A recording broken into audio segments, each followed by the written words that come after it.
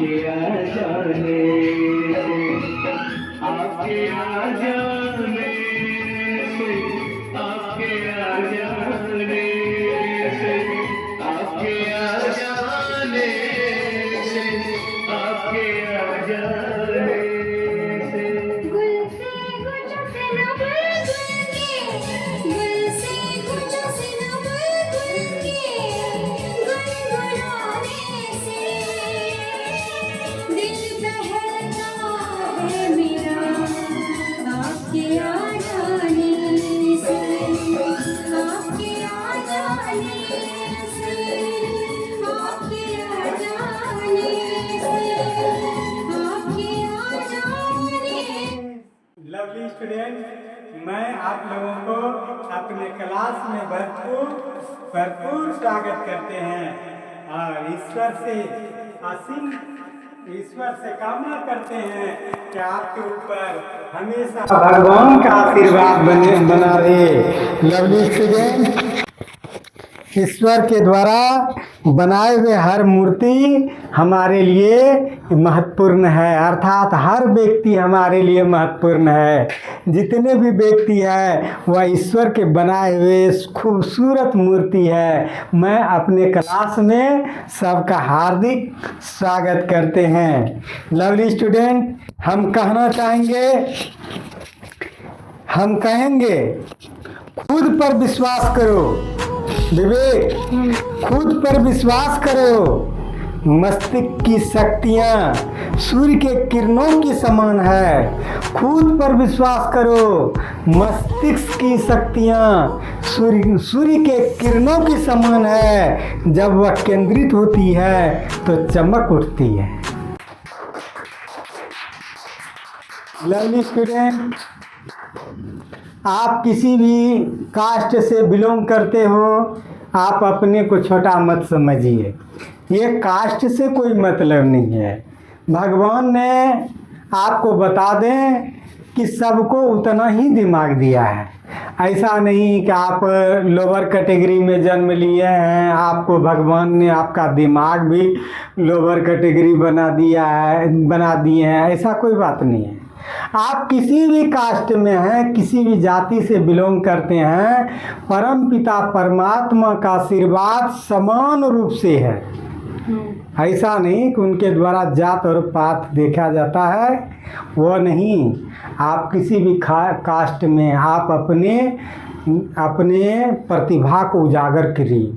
आपके अंदर जो प्रतिभा छुपा हुआ है, आपके अंदर वो प्रकाश जो छुपा हुआ है, उस प्रकाश को बाहर कीजिए। प्रकाश जो लाइट जो है, वह लाइट कैसे हुआ, अपने दिमाग को केंद्रित कीजिए।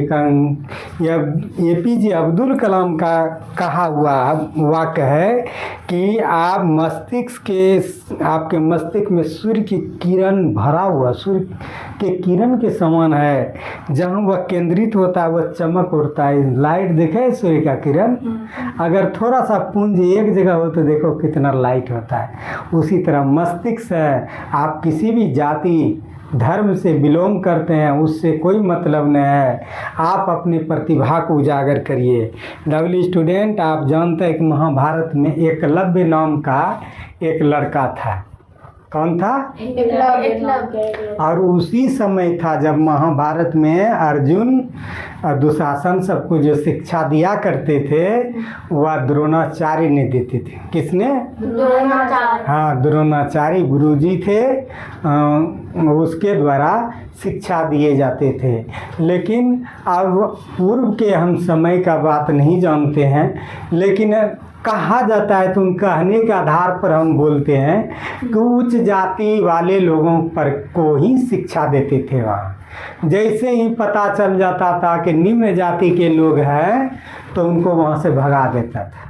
अब देखिए कि उस समय जाति छोटा बड़ा नाम करके उस समय गुरु भी यह भेदभाव रखते थे। ऐसा नहीं कि भेदभाव नहीं रखते थे। छोटे जाति के लोग को अपने आश्रम से भगा देते थे, उस समय का है। जो ब्रह्म ज्ञानी थे, ब्रह्मवेत्ता भी थे, लेकिन फिर भी छोटे जात के लोग को कम मानते थे। लेकिन ये समय गुजरता गया, गुजरता गया, गुजरता गया। आपको बता दें कि एकलव्य क्षुद्र जाति के थे, भील जाति के थे, आदिवासी थे, छोटा जाति में उसका जन्म हुआ था। वह भी गुरु द्रोणाचार्य के पास गए थे कि गुरुदेव हमको भी कुछ शिक्षा दीजिए, हम भी धनुर्धर बनना चाहते हैं, हम भी कुछ करना चाहते हैं। लेकिन पता चल गया द्रोणाचार्य जी को कि यह क्षुद्र जाति के हैं, छोटे जाति का है, भील जाति का है। इसलिए बोला कि नहीं, यहाँ आपको दीक्षा हम शिक्षा नहीं देंगे। वहाँ से उनको भगा दिए तो एकलव्य ना थोड़ा सा नाखुश हुआ कि हम कैसे शिक्षा, उसका एक उन्मेष उसके अंदर था, क्यों नहीं हम हो सकते हैं। आदमी यह कहे कि कोई बड़ा आदमी कोई बड़ा चीज़ कर सकता है तो हम भी कर सकते हैं, क्यों नहीं हम कर सकते हैं, क्यों नहीं हम कर सकते। जिसने ऐसा बोला उनका बनना तय, क्यों नहीं, हम क्यों नहीं। कहने का मतलब कोई ज़रूरी नहीं है कि बड़े घराने के लोग, पैसे वाले के घर के लोग बड़े चीज़ पद को हासिल कर सकता है, ऐसा कोई बात नहीं है। आप कहिए, आप ये बोलिएगा हम क्यों नहीं कर सकते हैं, जैसे बोलिएगा हम क्यों नहीं कर सकते हैं, तो आपके अंदर की जो भी बिखरी हुई शक्तियां हैं वह एक जगह एकत्रित होना शुरू हो करेगा और आपके अंदर प्रचंड शक्ति उत्पन्न होगा। और जैसे ही आप बोले हैं क्यों नहीं, तो और आप उसमें पूरा फोकस करने लगिएगा, आगे बढ़ने लगिएगा। द्रोणाचार्य ने उसको शिक्षा देने से मना किया, लेकिन आपको बता दें कि द्रोणाचार्य की मूर्ति को उसने बना लिया। अब मूर्ति को बना करके मूर्ति के आगे वह धनुर्विद्या का अभ्यास करता था। इतना बड़ा अभ्यास करते करते धनुर्विद्या का अभ्यास उसने किया कि अर्जुन से भी वो टप गया था। इसका चिंता का विषय हो गया। द्रोणाचार्य ने उसने कहा कि सबसे अधिक किसको बनना था, अर्जुन को। इसे और थोड़ा कम करो। सबसे अधिक बनना था अर्जुन को, लेकिन बन गया था कहाँ, कौन, एकलव्य बन गया था।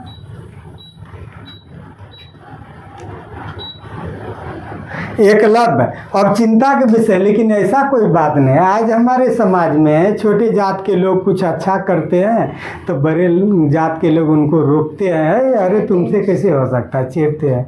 लेकिन ऐसा ना, वही हाल उसका हुआ। और एक कुत्ता भौंक रहा था, अपने बाण से कुत्ता के मुंह में जो है ऐसे बाण लगा दिया कि भौंकिए नहीं पा रहा था, भौंक नहीं पा रहा था। यह देख करके द्रोणाचार्य दंग रह गया। ऐसे भौंक रहा था, पूरा बाण उसके मुंह में कर दिया था, वो खुलिए नहीं पा रहा था। यह देख करके पूरा बंद नहीं हो पा। हाँ, तो वही अंत में बहुत उसका तहलका मचने लगा। अर्जुन वगैरह सबसे भी वो तहलका मचा लिया। अंत में वही होता है कि उतना बड़ा धनुर्धर बन गया। वही जा करके प्रणाम पाते किया द्रोणाचार्य को, तो द्रोणाचार्य तो जान ही गए कि अर्जुन से भी बेसी धनुर्धर हो चुका है। तो कहा गुरुदक्षिणा दे दो, क्योंकि हमारा ही तस्वीर करके तुम सीखा है। तो बोले जो गुरुदेव जो चाहिए। अंगूठा मांग दिया, तो अंगूठा मांगे दिया, उस काट करके अंगूठा दे दिया। तो बाण तो ऐसे ना खींचता है, बाण तो ऐसे खींचता है। ये अंगूठे रह गया था, ऐसे नहीं ना खींच पाएगा। उसका धनुर्विद्या का सब सीखा हुआ खत्म हो गया। तो इस तरह से हम यह नहीं कहते हैं पूर्व जन्म का क्या है, प्राचीन काल की क्या है, हम वो आपके सामने प्रस्तुत करते हैं कि हकीकत में ये कहते हैं कि आप किसी भी जाति से बिलोंग करते हैं, छोटे जाति है, बड़े जाति है, आपके अंदर वह तूफान है जो APJ अब्दुल कलाम ने कह रहे हैं कि सूर्य के किरण की पूंज है। आप दूसरा एकलव्य है। आप अपने को छोटा मत समझिए। आप कहिएगा हमसे क्यों नहीं, क्यों नहीं, ये प्रश्न किए, क्यों नहीं। ये प्रश्न कीजिए तो आप कुछ भी बन सकते हैं। क्यों नहीं का बहुत बड़ा अर्थ होता है, और वो जिद होता है, क्यों नहीं, यानी कि वो जिद है। और जिद जिसके अंदर है तो वह जीत ही लेगा। कोई भी चीज़ में जिद है, फेल हो गया, ठीक है, हम फिर जा रहे हैं, फेल हो गया, फिर जा रहे हैं। अगर जिद आ गया उसके अंदर तो जीतना उनके लिए तय है। आज हम वर्तमान समय में बाबा भीमराव अम्बेडकर को हम प्रणाम करते हैं, जिन्होंने हमारे संविधान में इस तरह से व्यवस्था किया कि हम लोगों के छोटे जात से जो भी बिलोंग करते, जो भी प्रतिभा है, वह आज बड़े बड़े पद को हासिल कर रहे हैं। कोई उसको रोकने वाला नहीं है। तो हम भीमराव अम्बेडकर का नाम सर्वोच्च मानते हैं। देश रत्न भीमराव अम्बेडकर, जो हमारे संविधान को स्वर्णिम संविधान लिखा है और सभी के ज़िंदगी को स्वर्णमय बना दिया है। चलते हैं लवली स्टूडेंट, आप किसी भी जाति और धर्म से हो, आपके अंदर बहुत बड़ा शक्ति है। आप अपने मस्तिष्क की शक्ति का प्रयोग कीजिए और चलिए मैथ की दुनिया में। हम ये क्लास 7 क्लास से लिए हैं। किससे लिए हैं? 7 क्लास से लिया गया है। ये क्लास कितना? 144। लवली स्टूडेंट, 100 से 130 तक हम नवोदय का चीज़ बताए थे क्लास। अभी हम 131 से क्लास 7 में जो भी मैथ है उनसे लेकर के हम बता रहे हैं। आशा करते हैं कि 50 और 55 तक में 7 का तो ख़त्म हो जाएगा, मात्र 55 में टोटल गणित। इसके बाद आपको 50-55 से ऊपर जो जाएगा, या 78, 75 जो भी हो, 25 क्लास तक, वो आपका 8 का होगा। फिर इसके बाद 9 का होगा। तब इसके बाद 10 का स्पेशल क्लास बनेगा, जो प्रत्येक अध्याय व अध्याय आपको उसमें हम बताएंगे। आप ध्यान दीजिए लवली स्टूडेंट, एक एक चीज़ आपको हम समझा रहे हैं। चलिए हम मैथ की दुनिया में लेकर चलते हैं और आपका हौसला पूरा जोश और उमंग के साथ हो। क्या लिखा हुआ है कृष्ण कुमार, बताइए, तेजी से बताइए। के युग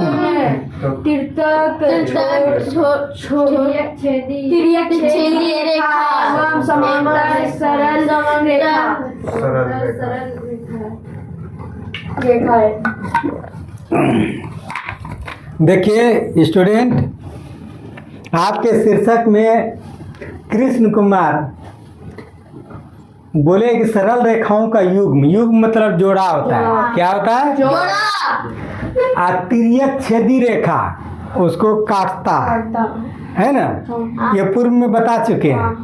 फिर समांतर रेखा, सरल रेखा, ये 3 चीज़ पूर्व में हम स्पेशल क्लास दिए थे। अब आपको पुनः आपके 8 क्लास से लिया गया है, क्योंकि एक चीज़ नहीं छूटे, ताकि भविष्य में आप किसी को ट्यूशन भी पढ़ाते हैं तो अगर छूट जाएगा तो आप मन में कहिएगा कि ये चीज़ तो हम नहीं पढ़े थे। एक चीज़ नहीं छोड़ेंगे, हर चीज़ को आपको शॉर्ट में 1-2 महीना के अंदर टोटल बता देंगे। यहाँ तक कि TAT के मैथ, जो कि आप टीचर बनिएगा भविष्य में, ये चीज़ भी सॉल्व करके आपको दिखा देंगे बहुत जल्दी। ये साल नहीं लगने जा रहा है, मात्र बहुत कम ही दिनों में हम सॉल्व कर रहे हैं सबको। ध्यान दीजिए, सरल रेखाओं का युग, युग मतलब जोड़ा, युग मतलब जोड़ा, तेजी से बोलना है, युग मतलब जोड़ा। हाँ, युग मतलब जोड़ा। समांतर सरल रेखा, समांतर सरल रेखा, यदि 2 सरल रेखाओं की बीच की दूरी आपस में क्या हो? समान हो, अनंत तक कभी नहीं, अनंत तक कभी नहीं वो मिले तो समांतर रेखाएं कहलाती है। इसका चिन्ह होता है इस तरह से, होता है ना, होता है जैसे यह एल समांतर 5 सेंटीमीटर मान लिया जाए, यहाँ भी क्या है 5 सेंटीमीटर, तो बीच की दूरी क्या है? सेम है ना। तो ये दोनों एल समांतर क्या होगा? एल रेखा, एम बी रेखा, 2 सरल रेखा आपस में कभी नहीं सटे, उसे हम कहते हैं समांतर रेखा। उदाहरण के लिए रेल का पटरी, रेल का पटरी न तो अधिक बड़ा होता है न ही उसकी बीच की दूरी हमेशा क्या होता है? समांतर होता है। कभी छोटा बड़ा होगा तो रेलगाड़ी उलट जाएगा, ध्यान रखा जाए।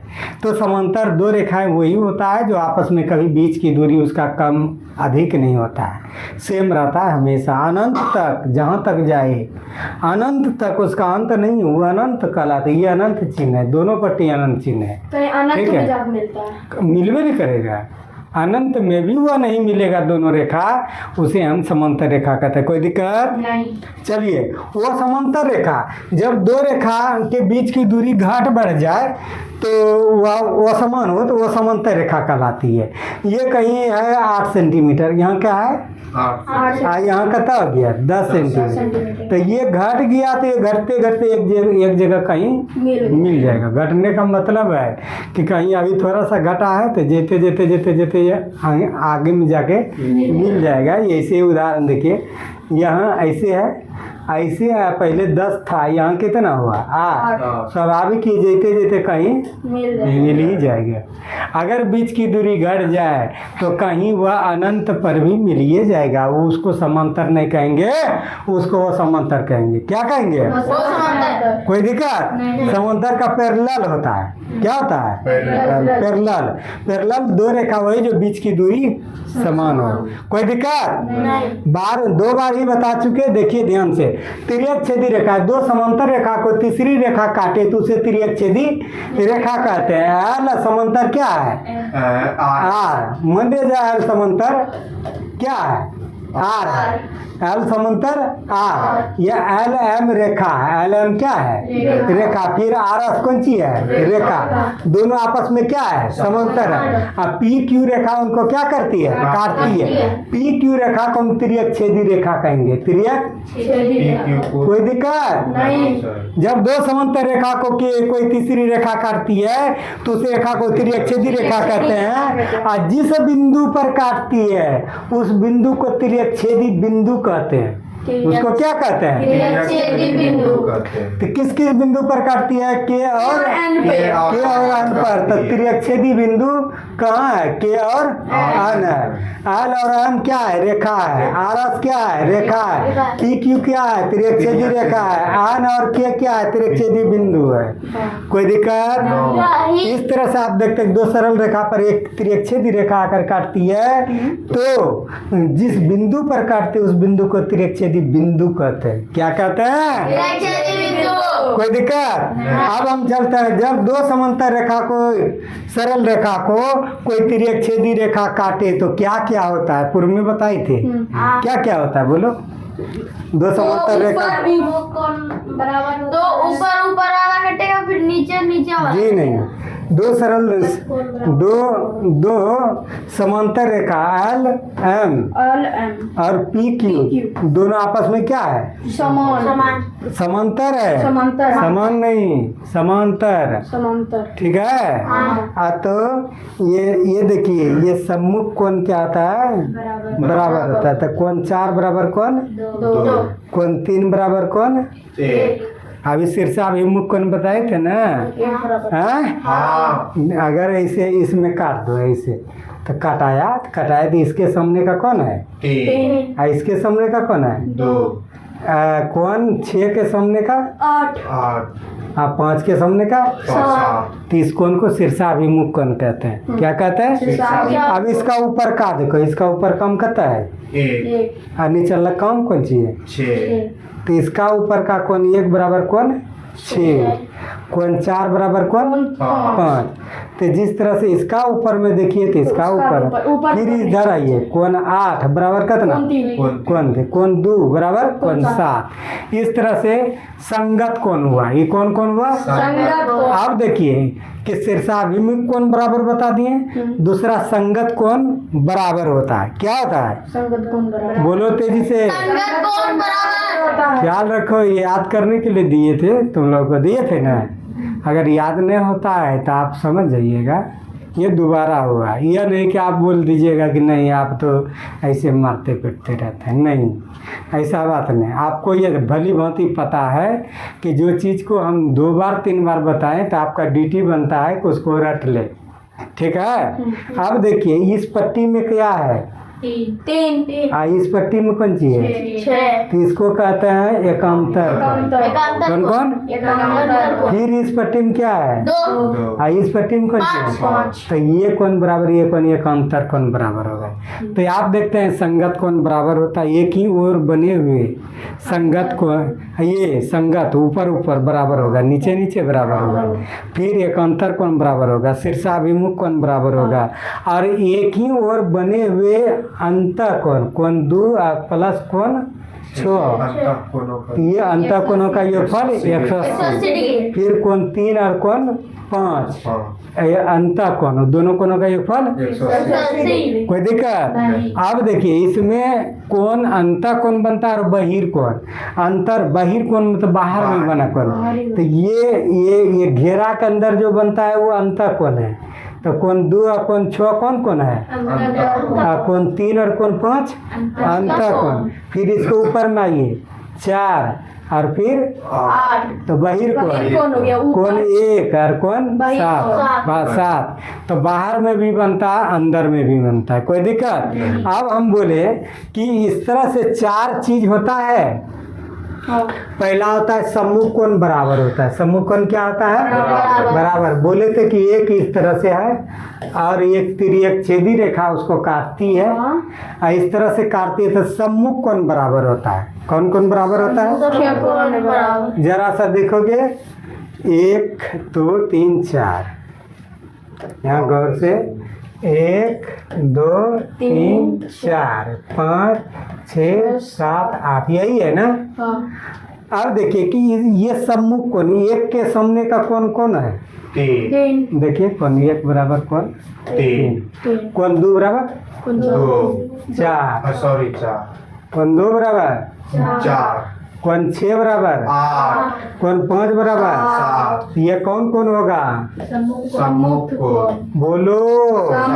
या शीर्षाभिमुख कोण। सम्मुख मतलब सामने का, सम्मुख मतलब सामने वाला। तुम दोनों बात कर रहा है, इधर मुंह किया हुआ है तो बात कर रहा है तो बात कर दिया। यही है 2-4 पुल्लर लग जाए तो बात करेगा, तब किधर मुंह घुमा करेगा? हाँ तो विमुख हो गया। क्या हो गया? विमुख हो गया। समझ में आ रहा है? हाँ। सम्मुख मतलब सामने सामने सामने की कोण 1 के सामने, कोण 3 के सामने में कौन है? कौन 1 और 4 के सामने में 2 और 6 के सामने में 8 और कोण 5 के सामने में 7। सही है वहाँ? हाँ। कोई दिक्कत? तो शीर्षाभिमुख कोण बराबर होते हैं या समान होता है। अब एकांतर कोण चलते हैं, कौन कौन? एकांतर कोण। हाँ तो जैसे कोण यहाँ 3 है तो यहाँ कहता है 6, ऐसे इधर का ई कोण तो इधर का ई कोण, ठीक है? तो कोण 3 बराबर कोण कहता होगा 6। कोई दिक्कत है? देखिए कोण 3 बराबर कोण 6, इधर का बराबर इधर और फिर कोण 2 बराबर कोण 5 है। देखिए कोण 2 बराबर कोण 5। अंतर कोण। कोई दिक्कत? नहीं। इसको एकांतर कोण कहते हैं। संगत कोण। अब संगत कोण बराबर होता है सेकेंड तीसरा नंबर में। तो संगत ऊपरी ऊपर कोण 1 बराबर कोण कितना 6 है। देखिए कोण 4 बराबर कितना 5। फिर अब नीचे चलो कोण 3 बराबर कोण कितना 8। अब फिर नीचे चलो कोण 2 बराबर कोण 7। कोई दिक्कत? नहीं। तो संगत कोण बराबर होता है, एकांतर कोण बराबर होता है और सम्मुख कोण बराबर होता है। शीर्षाभिमुख कोण। तो वही शीर्षाभिमुख कोण या सम्मुख कोण। कोई दिक्कत? आप चलते हैं लवली स्टूडेंट, आपको लेकर चलते हैं कि एक ही ओर के अंतः कोणों का योगफल का माप कितना होता है? 180 डिग्री। तो अंतः बोले थे कि अंदर में बनता है तो ई पट्टी भी बनता है और ई पट्टी बनता है। तो कोण 2 और कोण 6 मिला के कितना 180 डिग्री। ये पट्टी हुआ एक ही ओर के अंतः कोण का योगफल। अब वो पट्टी चलिए कोण 3 और कोण 5 कितना होगा? 180। इस तरह से आप देखते हैं कि 4 चीज होता है जो एक सरल रेखा को कोई तिर्यक छेदी रेखा काटे तो पहला सम्मुख कोण बराबर होता है, दूसरा एकांतर कोण बराबर होता है, तीसरा संगत कोण बराबर होता है, चौथा एक ही ओर के अंतर कोणों का योगफल। 180 डिग्री होता है। समझ में आ रहा है ना? समझते जाना है, यह नहीं कि सब दिन वही जितना तुम नया चीज़ करने के लिए सोचोगे, जितना कम उम्र में तुम नया चीज़ सीखने के लिए चाहोगे, तुम्हारा ज़िंदगी उतनी ही बदलेगा। ध्यान रखना। कभी अपने आप को ही नहीं कहना कि हम अभी बच्चा है, नहीं, डिस मार दो बड़े चीज़ में कि आप जितना सीख रहे हैं उसमें आप बड़का बड़का चेंज कीजिए, बड़ा बड़ा, तब आप आगे बढ़िएगा। यह नहीं कि आप बूढ़ा होते जा रहा है, आपका सोच और सीखने की गति धीमी जा रहा है, तो ज़िंदगी चौपट हो जाएगा। इसलिए आप सीखने, नया नया चीज़ सीखने की उमंग करिए हर चीज़ में। ध्यान रहे, कोई दिक्कत, दो रेखाओं का अंतर बने कोण, अंतःकोण और बहिकोण, कोणों को बहिष्कोण है। दो ऊपर में जो बने दो रेखाओं के बीच में तो अंतःकोण होता है, और बाहर में जो बनता है तो बहिष्कोण होता है। अंतःकोण यहाँ कोण 2, बोलो, कोण 6, कोण 3 और कोण 5। और ऊपर में जो बनेगा ये 4, यहाँ 6, यहाँ 7, 8, वो बहिर्कोण। कोई दिक्कत? इस तरह से आप देखते हैं कि बाहर का कोण बहिष्कोण भी बोलो, बाहर का कोण भी बोल सकते हो, कोई दिक्कत? अंतःकोण अंदर में। इस तरह से दो सरल रेखा पर अगर कोई तिर्यक छेदी रेखा काटे तो आप देखें चार चीज उधर कमाल करता है। संगत कोण बराबर, एकांतर कोण बराबर, और शीर्षाभिमुख कोण बराबर, और एक ओर के बने।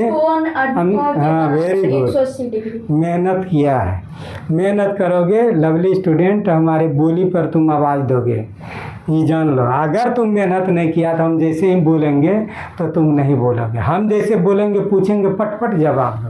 पटपट जवाब का मतलब है आपका ज़िंदगी बदलेगा, और नहीं जवाब देने का मतलब है आप अपना सोच लीजिए।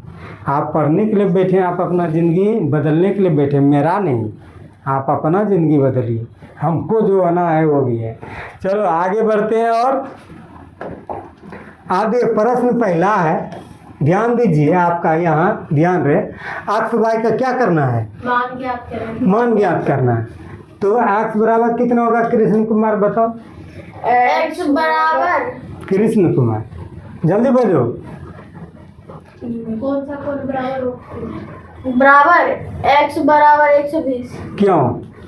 क्योंकि उसके सामने आमने सामने किस चीज से आप जाओगे? क्योंकि उसके आगे कौन, 4 गो में कौन से जाना? हाँ, वेरी। शीर्षाभिमुख कोण बराबर होता है, शीर्षाभिमुख कोण बोलो रे, शीर्षाभिमुख कोण बराबर होता है। एक्स के सामने कितना है? 120। ये शीर्षाभिमुख कोण से कहेगा, कैसे आप कर दिए? कहिएगा हम जानते हैं शीर्षाभिमुख कोण क्या होता है? बराबर होता है आमने सामने का। अरे शीर्षाभिमुख बोलो चाहे आमने सामने, एक के बाद बोलो, ठीक है? तो सम्मुख कोण बराबर होता है या शीर्षाभिमुख कोण? अब वाई बराबर बोलो, बराबर 50 50। कैसे जान गए आप? क्योंकि आमने सामने है, आमने सामने का कोण बराबर होता है। कोई दिक्कत नहीं? आमने के सामने के नहीं, सम्मुख कोण बराबर होता है। कौन कौन बराबर होता है? कोई दिक्कत नहीं। आप चलते हैं यहाँ, इस चित्र में एक्स वाई का मान ज्ञात करना है। क्या करना है? तो अब देखो ना कैसे तुम जानता है, एक्स का वैल्यू ना करना है तो एक्स बराबर कितना होगा? 45। कैसे जान गया? एकांतर कोण कौन कौन है? एकांतर कोण ऐसे होता है, इधर बराबर होता है। तो एक्स बराबर कितना होगा? 45। वाई बराबर कितना होगा? 80। कौन कौन हुआ? एकांतर कोण। कोई दिक्कत है? नहीं। ये तीसरा, एक्स का मान ज्ञात कीजिए। किसका मान ज्ञात करना है? एक्स का मान। देखिए आप, ये एक ही वर्ग के अंतःकोणों का योगफल कितना होता है? 180 होता है ना? तो दोनों को जोड़ो, होता है रे। 3 एक्स प्लस करता है 5।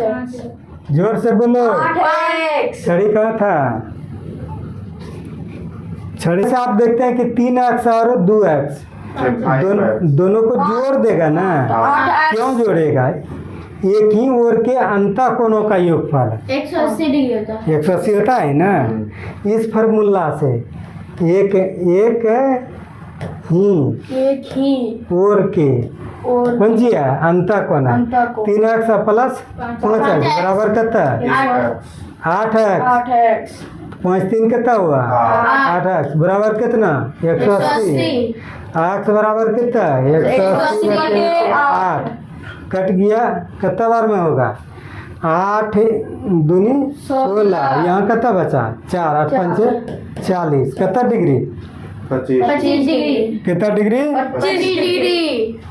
x का मान बताओगे ना कितना डिग्री हुआ? हाँ। कैसे निकाला तुम? एक ही ओर के अंता कोणों का योगफल कितना होता है? तो दोनों को जोड़ के कितना कर दोगे? 3 2 5 3 8x, 8 को कहाँ नीचे से भाग दो, कितना? 25। कोई दिक्कत? तो ये जान लो, अंता कोण एवं बहिष्कोण। अंता कोण तो अंदर का होता है, बहिष्कोण बाहर का होता है। कोई दिक्कत? चलते हैं आगे, भागिए।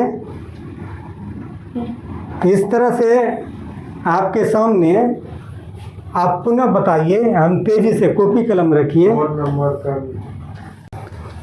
यार इस प्रश्न में देखिए, एक्स वाई का मान ज्ञात करना है। किसका ज्ञात करना है? x y का मान ज्ञात। तो एक्स का मान वाई का मान निकालोगे तो आप जानते हैं एक ही ओर के एक सरल रेखा पर कोई रेखा करके मिले तो ये दोनों कोणों का योगफल कितना आता है? 180 किस युग में से? युग में से तो वाई प्लस कितना? 30 बराबर कितना? 180। तो वाई बराबर 180 डिग्री माइनस 30 कितना आया? 150। तो वाई का वैल्यू कितना आ गया? 150 आ गया। हाँ। अब ये बताओ कि अगर इस तरह से एक रेखा खींची जाए और फिर आइए यहाँ 150 है, ये बाहर में, तो यहाँ कितना आएगा? 150 ही आएगा। किस कोण से? संगत कोण। कौन कौन से? संगत कौन से आएगा? इसका ऊपर का तो इसका ऊपर का। अब देखो कि एक सरल रेखा पर इस तरह से ये दो कोण बन रहा है, तो ये दोनों कोणों का योगफल कितना है? 180 डिग्री। 180 डिग्री। 180 डिग्री में कितना घटा दो? 150। तो कितना आएगा? 30 डिग्री। तो स्वाभाविक है इसका ऊपर का 30, तो ये हो कितना? 30 होगा। कोई दिक्कत? ऐसे भी निकालो, चाहे उसे भी निकालो, कोई दिक्कत? यही आप लोगों के सेवा में प्रस्तुत किए। जय हिंद, जय भारत।